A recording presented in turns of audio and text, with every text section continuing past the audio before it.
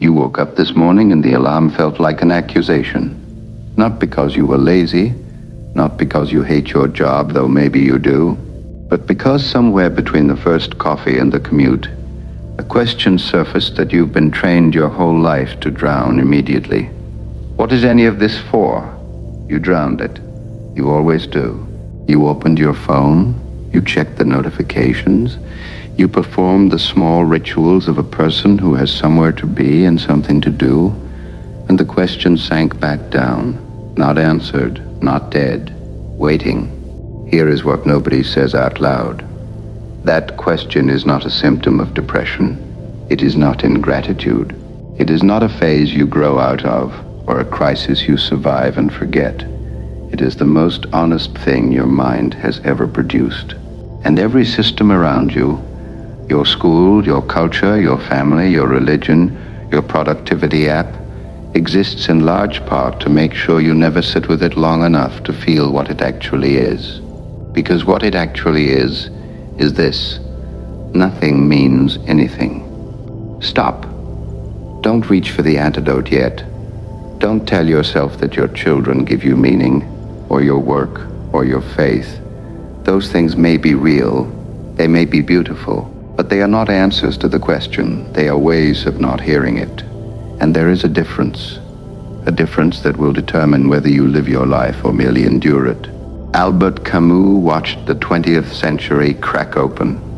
2 world wars, the collapse of God as a public fact, the rise of ideologies that promised total meaning and delivered total carnage. He watched human beings, brilliant, desperate human beings, do what they always do when the ground disappears. Reach for a new story: communism, nationalism, existential philosophy, religion with sharper teeth, anything that would make the silence stop. He refused, not out of nihilism. That's the misreading that still follows his name like a shadow. Camus was not a man who believed in nothing. He was a man who believed that honesty, brutal, undecorated honesty, was the only foundation worth standing on. And honesty, in his accounting, began with one confrontation you cannot outsmart, outlast, or medicate away. He called it the absurd, not as a mood, not as an aesthetic, as a structural fact of being human. You are a creature who demands meaning, demands it the way a lung demands air, and you live inside a universe that offers exactly none. That gap between your need and reality's silence is not a problem to be solved. It is the permanent condition of being conscious on this planet. And here is what makes this the most important idea you will encounter today. The moment you truly feel that, not just think it, feel it, everything changes. Not because the silence answers you, it doesn't, but because you stop waiting for it to. You are not standing at the edge of meaninglessness looking in. You are already inside it. You have always been inside it. The question is not how to escape. There is no escape, but what kind of person you become once you stop pretending there is a door. Most of what you call ambition is just noise you make so you don't have to hear the quiet. Most of what you call purpose is a story you borrowed from someone who borrowed it from someone else. And nobody at the beginning of the chain had an answer either. And most of what you call happiness, the scheduled, optimized, content-calendared happiness of a modern life, is the most sophisticated avoidance mechanism our species has ever constructed. Camus didn't say this to destroy you. He said it because he believed, and I want you to sit with this before you dismiss it, that the person who looks at the void without blinking and keeps walking anyway is not a tragic figure. That person is the freest human being alive. We are going to find out why. If these words carved an echo within your void do not turn back, the descent has just begun. Click below, subscribe, and claim your reality.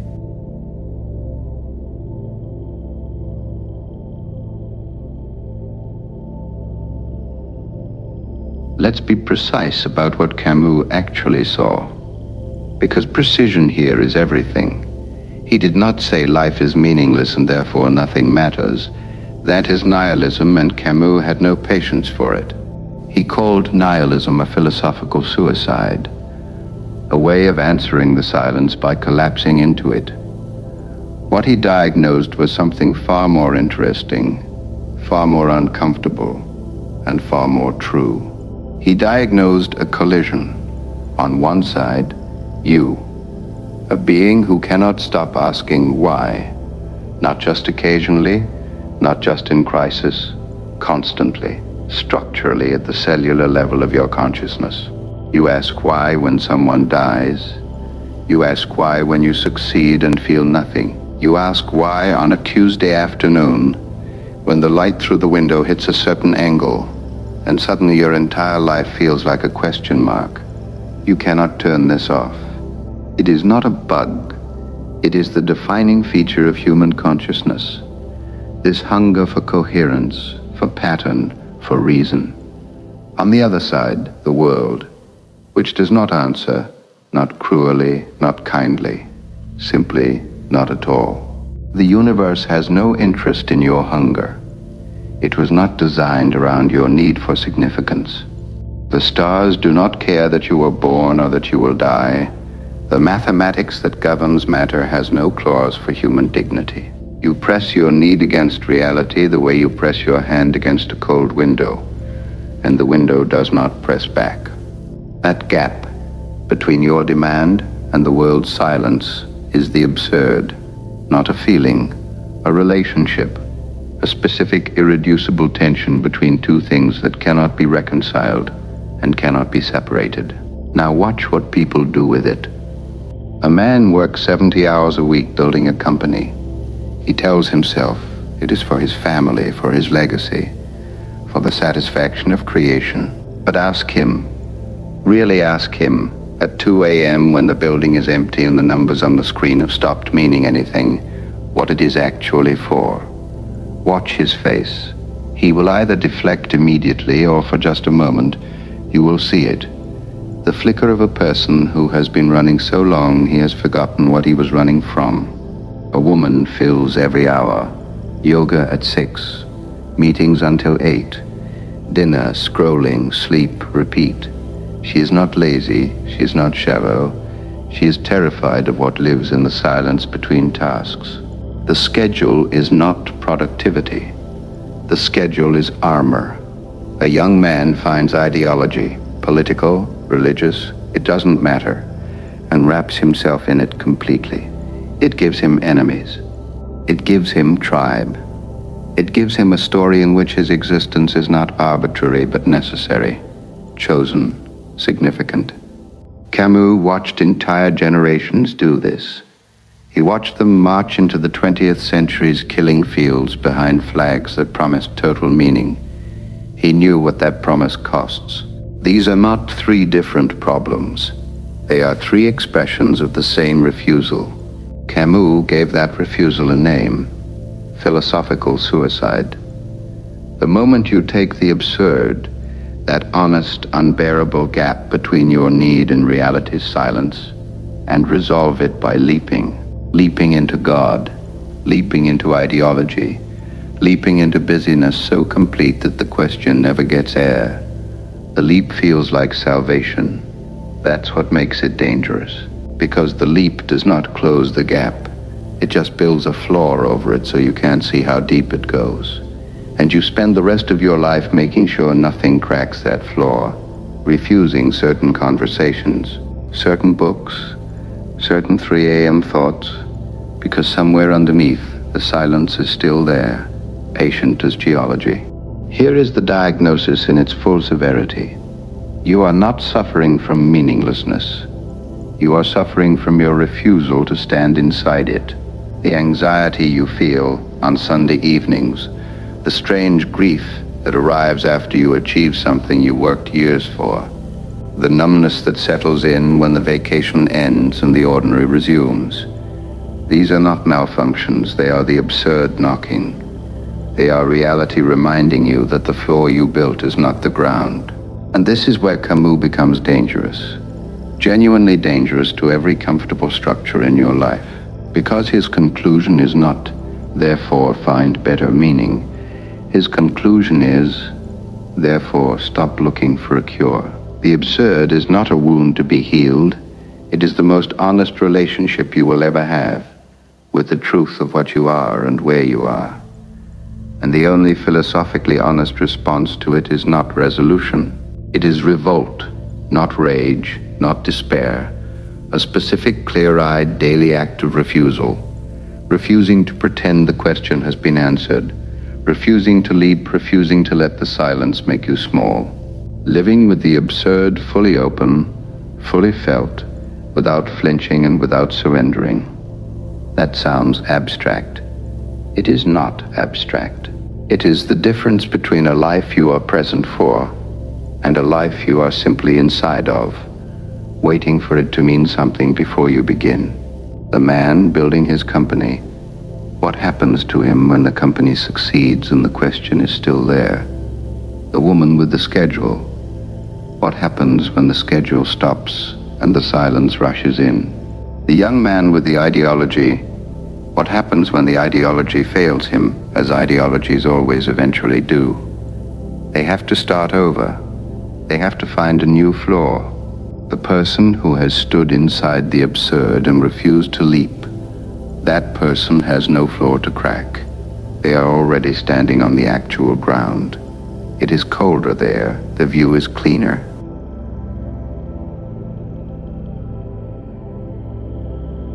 You think the problem is that nothing means anything.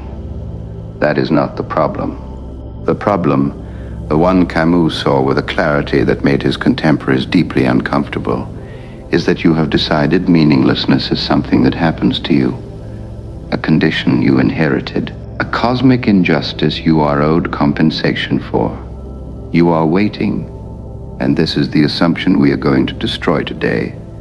You are waiting for meaning to arrive from outside you, and you have quietly decided that until it does, you are not fully responsible for how you live. Read that again, because it is operating in you right now, whether you named it or not. It runs underneath the procrastination, underneath the half-finished projects and the relationships you never quite fully entered, and the version of yourself you keep promising to become when the conditions are right. There is a logic buried in all of it. I will be fully alive once I know what I'm alive for. And since you don't know, since nobody has handed you a reason that survives scrutiny, you are living at partial volume, present but not committed, moving but not arrived. Camus would not be gentle with this. He would say, you have inverted the only question that matters. You are asking what is life for, when the only honest question is, what will you do with the life you have, given that it is for nothing? The inversion is everything. Here is where it cuts deepest. You have been told by every structure that shaped you that meaning precedes action. First you find your purpose, then you build your life around it. First you know what the story is about, then you commit to the story. This is the architecture of every self-help book, every motivational framework, every career counselor and life coach and spiritual retreat. Find your why, discover your authentic self. Camus called this, not in these words, but in the full weight of his thinking, a fundamental misunderstanding of the human situation. Meaning does not precede action, meaning does not follow action either. Not as a reward, not as a destination you eventually reach. Meaning in Camus' universe is not a noun. It is not a thing you possess or discover or build toward. If it exists at all, it exists only in the act itself, in the presence you bring to the moment you're actually in. Not the moment you are planning, not the moment you are recovering from. This one, the conversation happening now. The work in front of you now, the person sitting across from you at dinner who you are half looking at while you are half somewhere else. The half presence is not caution, it is not wisdom, it is the most expensive thing you own, and you are spending it constantly. Now here is the assumption we promised to destroy. You arrived here believing, even if you would not say it this plainly, That if nothing means anything, then nothing is worth doing fully. That the absurd is a reason for reservation, a justification for keeping one foot out of every room you enter. Why commit completely to something that is ultimately arbitrary? Why love without protection? Why work without guarantee? Why show up entirely for a life that will not in the end explain itself? This feels like logic. It is not logic. It is fear wearing logic's clothing. Camus' answer, and this is the move that separates him from every comfortable philosopher, is precisely the opposite. Because nothing means anything from the outside, everything you do is an act of pure, sovereign choice. You are not fulfilling a destiny. You are not executing a plan written somewhere before you were born. You are not earning a reward in a ledger that does not exist. You are simply, completely, irreducibly here. And here is the darkest implication, the one this kind of content usually steps around. If you are living at half volume, waiting for meaning, keeping your distance, staying provisional, you are not being careful. You are wasting the only thing that was ever actually yours. Not time, though time too. Presence. The capacity to be fully inside your own life. And you are wasting it on a guarantee that was never coming and was never real. The person who bets everything on a meaning that never arrives loses the bet. But the person who waits for the guarantee before betting, that person never plays at all. And at the end, the unlived life does not feel safe. It feels like the longest, quietest failure there is. Camus built his entire philosophy on one mythological image. Not an angel, not a hero, a man pushing a boulder up a hill, watching it roll back down, and walking back to the bottom to push it again, forever. Sisyphus, condemned by the gods to eternal, futile labor. No progress, no summit, no reward. The gods designed it as punishment, the cruelest sentence they could imagine. Camus looked at that image and said, "We must imagine Sisyphus happy, not resigned, not broken, not numb, happy." Because Sisyphus, in Camus' reading, knows something the gods did not anticipate when they designed his punishment. The boulder is his, the hill is his, the struggle is his.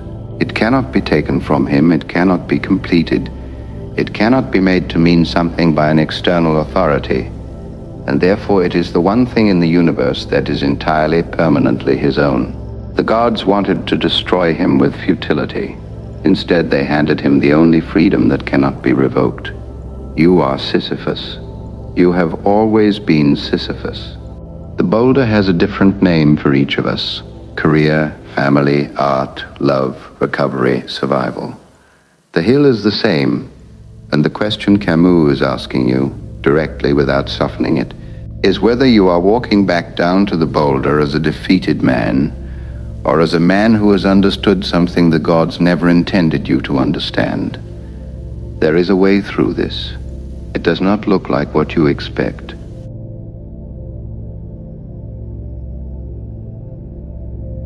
You have felt the wound. You have been diagnosed. You have had the assumption you carried into this room taken apart in front of you. Now we work. Camus did not leave people in the dark for the sake of intellectual elegance. He was a man who grew up poor in colonial Algeria, who lost his father before he could speak, who watched friends die in the French Resistance, who wrote philosophy in the middle of history's worst century, and who still consistently chose full engagement over retreat. His thinking was never decorative. It was operational. It was built to be used. 4 weapons, each one rooted in his logic, each one requiring something uncomfortable from you. Not uncomfortable like a cold shower, uncomfortable like finally looking at something you have been carefully not looking at for years. Weapon 1, the lucidity practice. Camus' word for the foundation of everything was lucidity, not optimism, not positive thinking, not reframing. Lucidity, the act of seeing your situation with absolute clarity and refusing to soften it with a story that makes it easier to hold. Here is what this means in practice. Pick one area of your life where you are living provisionally, where you have 1 foot in and 1 foot ready to leave. A relationship you have not fully committed to because you are not sure it is the right one. A career you are executing without presence because you are waiting to discover your real calling. A creative project you have been beginning for 3 years because beginning fully would mean it could fully fail. Now remove the story, not the hope, the story, the narrative that says when X happens, I will be fully present. When I know it's right, I will commit. When I feel ready, I will begin. That story is not caution. That story is the philosophical suicide Camus diagnosed. The leap into a future that promises to resolve what only the present can actually hold. Lucidity asks one question, and it asks it without mercy.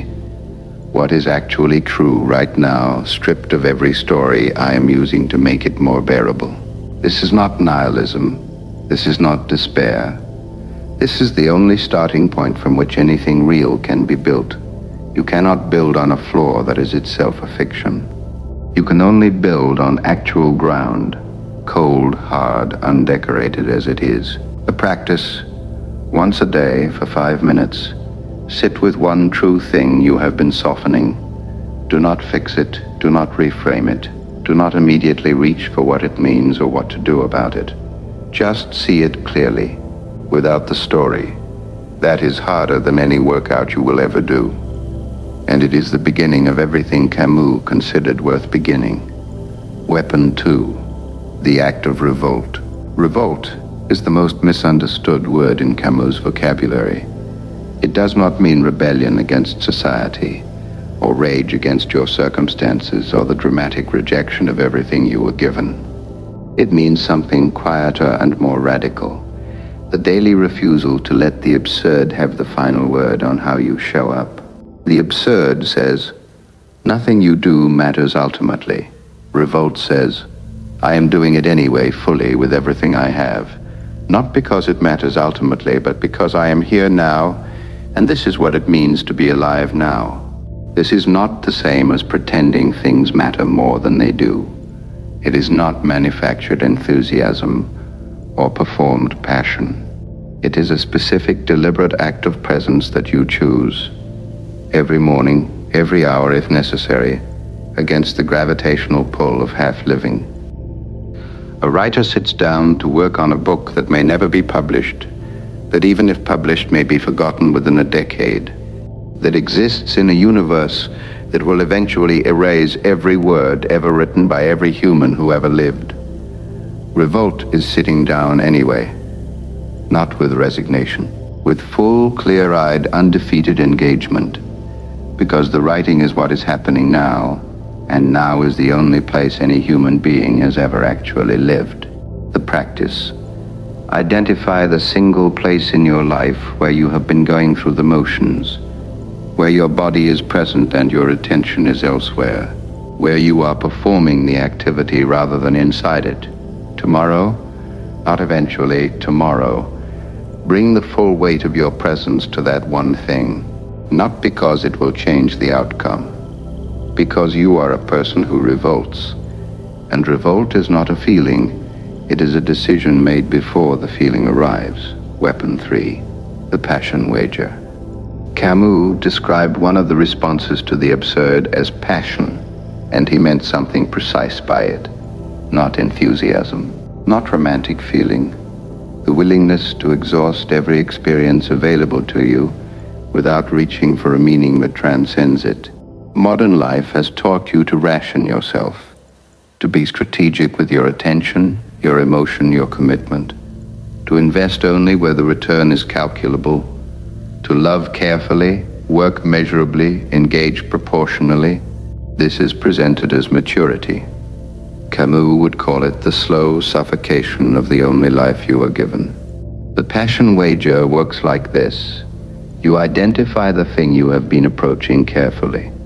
the friendship you have been maintaining at surface level, the discipline you have been practicing at half effort, the conversation you have been having at safe depth, and you go further than feels justified. Not recklessly, deliberately.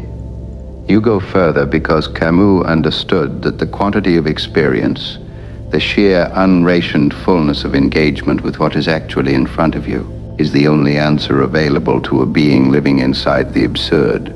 You cannot find transcendent meaning. You can find more presence, more depth, more genuine contact with the actual texture of being alive. The wager is this: you will not get a guarantee. You will not know in advance if the depth is worth the vulnerability. You bet anyway, not because the odds are good, but because a life of calculated, protected, rationed engagement is not a life Camus would recognize as having been lived at all. The practice. This week, one conversation goes deeper than you planned. One piece of work gets more of you than the deadline requires. One moment, just one. You stop managing your experience and you enter it. See what that costs you. See what it gives. Weapon 4, the Sisyphian return. This is the hardest one, and the most important. You will push the boulder. It will roll back. This is not a metaphor for occasional failure. It is the permanent structure of a conscious life. The project finishes and another begins. The relationship deepens and then demands more. The health you build deteriorates and must be rebuilt. The understanding you reach becomes the floor of a new confusion. There is no summit. Camus knew there was no summit. The Sisyphean return is the practice of the walk back down, not the pushing. Anyone can push when the momentum is there. The walk back to the bottom. The moment after the failure, after the relapse, after the ending, after the disappointment. When you are standing at the bottom of the hill looking up at the boulder again, that moment is where your philosophy either holds or it doesn't. Camus' Sisyphus does not walk back in defeat. He walks back in ownership. The boulder is his. The hill is his. The return is his. Nothing about his situation has changed, and nothing about his fundamental relationship to it has broken. The practice. The next time you are at the bottom, and you will be soon, because everyone is always either pushing or returning, pause before you begin again. Do not motivate yourself with a story about the summit. Do not tell yourself this time will be different. Look at the boulder clearly. Look at the hill clearly. Then begin, not because you will reach the top, but because you are the kind of person who returns. Because returning, with full knowledge of what you are returning to, is the only act of genuine freedom available inside the human condition. Sisyphus does not win by reaching the summit. Sisyphus wins by making the hill irrelevant to his sense of himself. That is what these 4 weapons are building toward. Not a better outcome. A better self, one that does not require the outcome to be whole.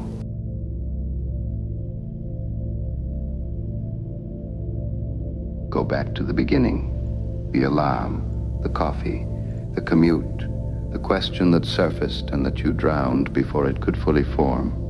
What is any of this for? You are in the same life. The alarm will still feel like an accusation tomorrow morning. The silence between tasks will still be there, patient and vast, waiting for the moment your schedule cracks and lets it in. The universe has not updated itself on your behalf.